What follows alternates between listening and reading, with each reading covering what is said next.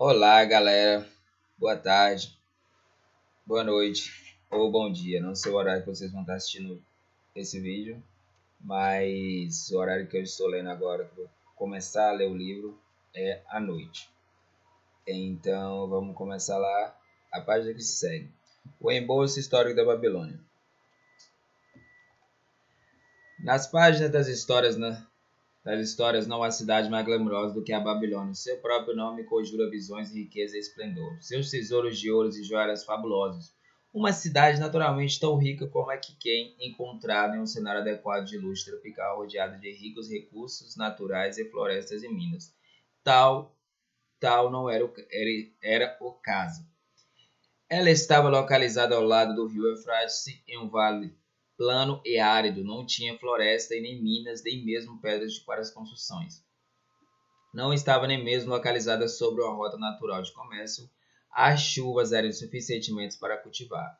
A Babilônia era um excelente exemplo da capacidade de homem de atingir grandes objetivos, utilizando todos os meios à sua disposição. Todos os recursos de apoio a essa grande cidade foram desenvolvidos pelo homem. Todas as suas riquezas foram feitas pelo homem. A Babilônia possui apenas dois recursos naturais, solo fértil e água do rio, com uma das maiores realizações de engenharia desde ou de que qualquer outro dia de engenharia babilônica, desviar a água do rio por meio de represas imensas e canais de irrigações. Logo daquele vale árido, esses canais foram para despejar a água e dava vida sobre o solo fértil. Este é um dos primeiros feitos de engenharias conhecido pela história. Culturas abundantes como recompensa por esse sistema de irrigações que o mundo nunca havia visto antes. Felizmente, durante a sua longa existência, a Babilônia foi governada por sucessivas linhas de reis, aos quais conquistar e os saques foram apenas ocidentais. Enquanto se envolvia em muitas guerras, a maioria delas era locais e defensiva contra conquistadores ambiciosos de outros países que cobiçavam as fabulosas tesouros da Babilônia. Os governantes notáveis da Babilônia vivem na Babilônia por causa de sua sabedoria, empreendimento e justiça. A Babilônia não produziu monarcas que procurassem conquistar o mundo conhecido como para que todas as suas nações prestassem homenagem ao seu egoísmo. Como a cidade de Babilônia não existia mais, quando aquelas forças humanas desejantes que construíram mantiveram a cidade por milhares de anos.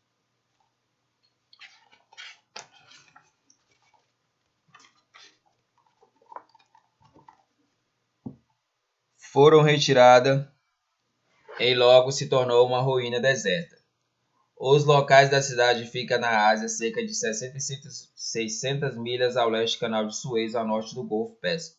A latitude está cerca de 30 graus acima da linha do Equador. Praticamente a mesma Yuma, Arizona, possuindo o mesmo clima semelhante desde a cidade americana quente e seco. Hoje, este vale Eufrates é de aurora populoso direto agrícola e irrigado, e novamente desperdício diário do chovido pelo vento.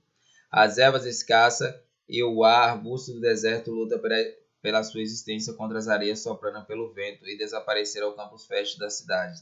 Mamutes, longas caravanas de mercadorias, ricas faixas nômades árabes se assegura que uma vida escassa por cuidar de pequenos rebanhos. São únicos habitantes. Assim tem sido desde que é o início da era cristã. O ponto desse vale são as colinas da terra. Durante o século, eles foram considerados pelos viajantes como nada mais que a atenção dos arqueólogos foi finalmente atraída por eles por causa de seus pedaços de cerâmicas quebrados e tijolos levados pelas ocasiais tempestades da chuva. Expedições financiadas por um museu europeu e americano foram enviadas aqui para escavar e ver o que podia ser encontrado. Picaretas, pais ao longo provaram que as colunas eram cidades antigas, túmulos da cidade, eles poderiam muito bem ser chamados. A Babilônia era uma delas. Sobre elas, por causa de algo como 20 séculos ao vento havia espalhado o pó do deserto, construído originalmente de tijolo. Todas as paredes expostas havia desentregado e voltado à terra mais uma vez. Assim é a Babilônia, a cidade rica hoje. Um monte de terra, há muito tempo abandonada e nenhuma pessoa vive sequer sabia seu nome até a descoberta, removendo cuidadosamente o lixo do século de ruas e destroços caídos de seus novos templos e palácios. Muitos cientistas consideram que a civilização babilônica é de outra cidade, desde o Vale é a mais antiga da qual há registro definitivo. A data possível positivas têm sido comprovadas há 8.000 anos. Um fato interessante nesse contexto meio utilizado é determinar essas datas descobertas das ruínas da Babilônia estava descrita em um eclipse do Sol. Os astrônomos modernos calculavam potentemente o tempo em qual o eclipse visível da Babilônia ocorreu, assim estabeleceu uma relação conhecida entre os seus calendários e o nosso. Dessa forma, provando que há 8.000 anos atrás, os sumeritas que habitavam a Babilônia viviam em uma cidade murada, só se pode conjecturar por quantos séculos antes tais cidades haviam existido. Seus habitantes não eram menos que bárbaros que viviam dentro de muros de proteção. Eles eram um povo educado e esclarecido. Até onde vai sua história escrita, esses foram os primeiros engenheiros e primeiros astrônomos, os primeiros matemáticos, os primeiros financeiros, os primeiros povos a ter linguagem escrita. Já se foi feita uma menção de sistema de irrigação transformado a variado em um paraíso agrícola. O resto desses canais ainda pode ser rastreado, embora a maior parte desses esteja cheio de areia acumulada. Algum deles era de tal tamanho que, quando os vazios de água, uma dúzia de cavalos podia ser montada ao longo de seu traseiro. E o tamanho era comparável favoravelmente a maiores canais do Colorado de Utah. Além de irrigar as terras do vale, engenheiros babilônios completaram um projeto de magnitude semelhante por meio de elaborar um sistema de drenagem e eles recuperaram uma imensa área de terreno pantanoso na voz do Eufrates do rio Tigre, colocando este também sobre cultivo. Heródoto, o viajante historiador grego, visitou a Babilônia enquanto estava em seu auge e nos deu a única descrição conhecida por um forasteiro, e seus escritos dão uma descrição gráfica da cidade, de alguns costumes incomuns de seu povo. Ele menciona notáveis fertilidades do solo e abundante colheita de trigo e cevada que eles produziam. A glória da Babilônia desvaneceu-se, mas a sua sabedoria foi preservada para nós. Por isso estamos em dívida com a sua forma de registro. Naquele dia em diante, o uso do papel não havia sido inventado. Em vez disso, ele gravava laboriosamente sua escrita numa tábua de argila úmida. Quando terminado, foram cozidas e se tornaram de leso duro. Em um tamanho eram de cerca de 6 por 8 polegadas e 1 polegada de espessura. Essas placas de argila, como não são de comumente chamadas, foram usadas muito como usamos a forma moderna de escrita. Sobre elas estavam grandes gravadas lendas, poesias, histórias, escritos de decretos reais, a leis da terra e título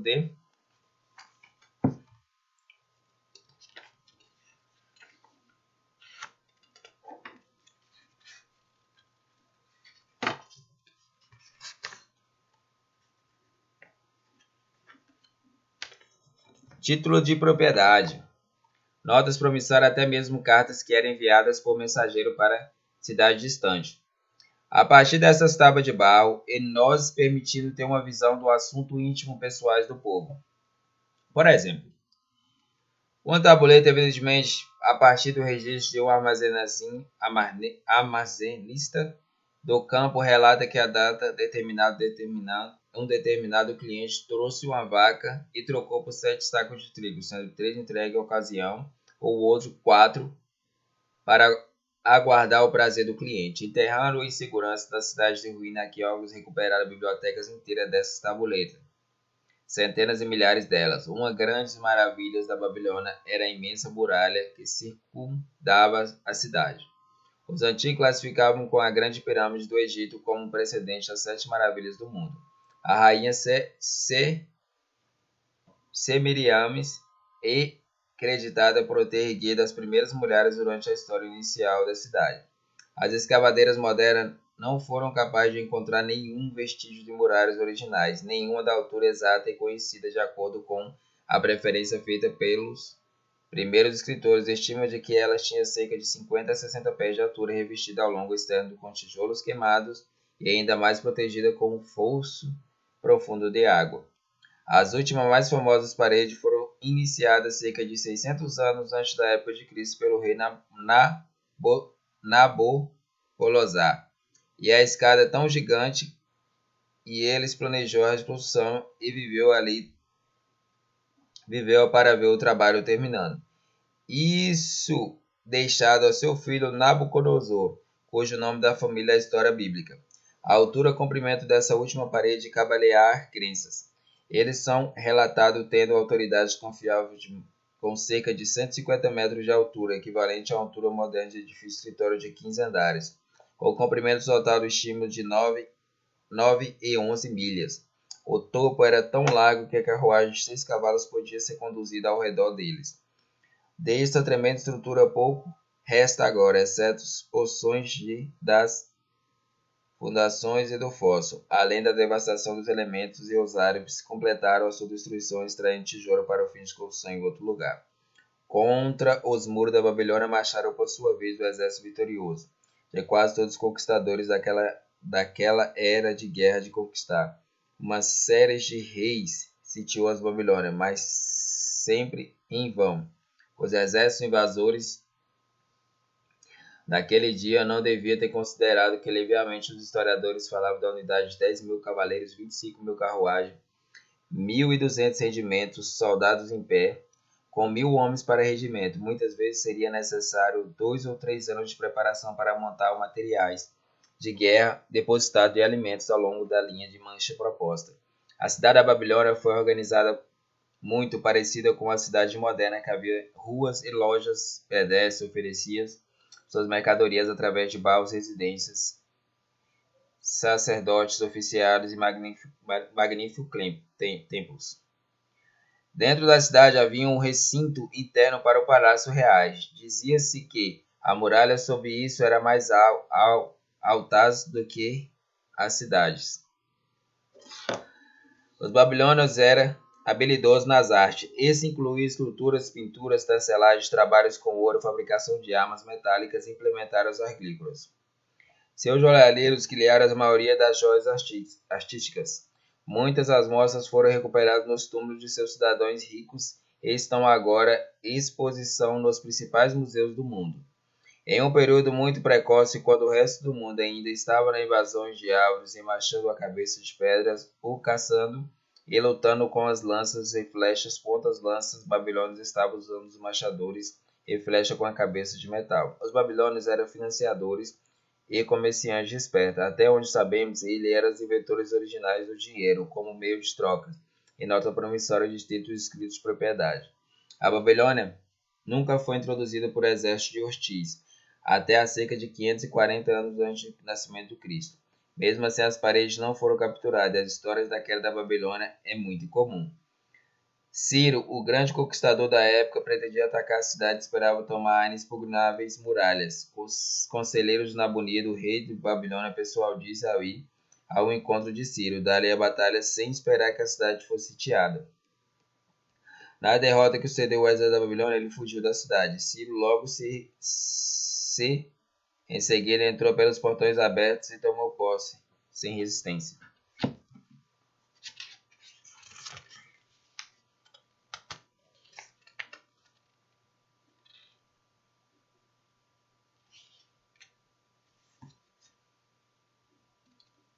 Depois disso, o poder e prestígio da cidade diminuiu gradualmente até decorrer de algumas centenas de anos. Ele acabou sendo abandonado e deserto, deixando para que ventos e tempestades voltassem a nivelar até aquela terra desértica, da qual sua grandiosa havia sido originalmente construída. A Babilônia havia caído para nunca mais, mas se ergue, mas ela e civilização deve muito. Erros ao tempo desfizeram em pó as paredes orgulhosas de seu templo, mas a sabedoria da Babilônia perdura. O dinheiro é o meio pelo qual o sucesso terreno é medido. O dinheiro se torna possível ao gozo da melhor que a terra oferece. O dinheiro é abundante para aqueles que estendem a lei simples que reage à sua aquisição. O dinheiro é governado hoje pelas mesmas leis que controla quando os homens prósperos lotavam as ruas da Babilônia 6.000 anos atrás. Então vamos lá. Esse pedacinho aqui conta um pouco sobre a história da Babilônia, como era a sua civilização, né? Então, eu acho que que se for comparar hoje um país próximo que seria a Babilônia, seria os Estados Unidos, né? Que hoje é o poder máximo, é o império máximo que hoje nós temos no poder há mais de 20 anos. Conquistou mais ou menos por volta de 1990 e está até hoje, 2024. Está tendo um ciclo de saber quem vai ficar no poder, no supremo poder, né? Mas até o momento é o império máximo. Então a Babilônia era comparada com ela hoje, né? Poder máximo. Mas só que a Babilônia tinha um pequeno problema, né? A maioria desses países que nós temos hoje, se for comparar, tem algum recurso natural. Tem algum agrícola, tem petróleo, tem gás, tem todo o sistema que hoje são commodities, né? Tem todo o sistema para ser um país rico, né? E a Babilônia não tinha nada disso. A Babilônia, na realidade, ela enriqueceu bastante com os seus cidadãos, que eram empreendedores, eram comerciantes, negociadores bastante espertos. E também a inteligência deles foi bastante, porque eles utilizaram os dois pontos fortes que eles tinham, que era o rio Eufrates, né? E tinha a sua terra fértil. Então ele juntou o que ele tinha de possível, juntou a inteligência que eles tinham, que era fazer o poder de comercializar os produtos deles, compra e venda, poder de compra e venda. Nessa brincadeira eles tomou algumas atitudes de ter um modelo de um sistema financeiro muito grande. Então todos os comerciantes que iam negociar com eles, vinha de todo mundo, muitas pessoas iam negociar com eles mercadorias de uso próprio, trigo, tudo que convém que o ser humano precisa naquela época ir atrás da Babilônia. Então, a partir daí a Babilônia ficou muito poderosa, muito extravagante, muito luxo, mas só tinha essas duas coisas, não tinha nada. Então, o que eles tinham praticamente era o cérebro deles, né? Era o poder de compra deles, o poder de conhecimento de compra e venda, que é bastante importante para quem quer multiplicar seu dinheiro, seu patrimônio. Então, é isso. Então o próximo passo agora próximo capítulo que se segue é o homem que desejava o ouro. E também tem umas frases muito importantes aqui que também, que se essa pessoa for aplicada também. O heno dos tempos desfizeram em pó nas paredes orgulhosos de seu templo, mas a sabedoria da Babilônia perdura. O dinheiro é o meio pelo qual o sucesso terreno é medido. Então o dinheiro, na realidade, ele não existe. O dinheiro está na mente. Está na mente das pessoas. Muitas pessoas pensam que o dinheiro existe, mas na realidade ele não existe. A gente pensa que ele existe, mas ele não existe. Então a pessoa que tem dinheiro é a medida do conhecimento que ela adquiriu para que fazer o dinheiro, né? Entendeu? Então, o que o dinheiro pode oferecer para você? Pode oferecer coisas melhores. Pode você cuidar da sua família, ter uma saúde, poder cuidar do próximo se você for de sua escolha. Não passar por a dificuldade financeira que muitas pessoas passam. Tem pessoas que não têm condição financeira nenhuma. Então, a partir daí, você tendo conhecimento, buscando conhecimento, tendo acesso ao conhecimento, é bom a gente adquirir cada vez mais, né? E assim, o dinheiro não compra tudo, né?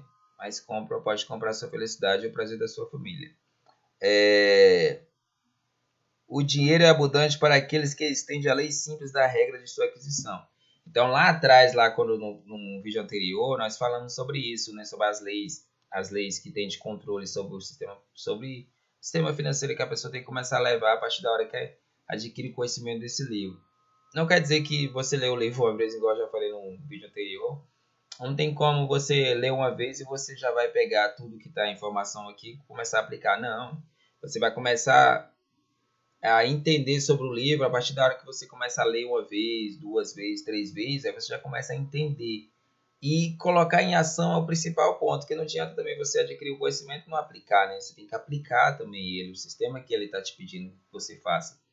Então, é assim, então você tem que ter as leis simples, né?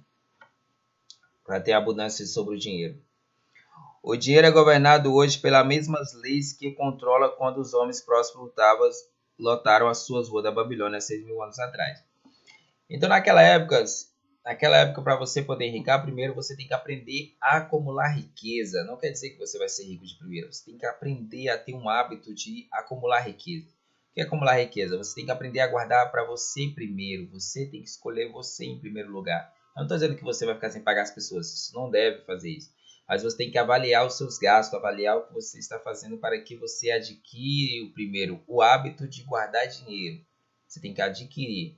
Praticamente 365 dias, se você adquirir e você guardar dinheiro, provavelmente você vai criar um hábito mais para frente também de guardar dinheiro.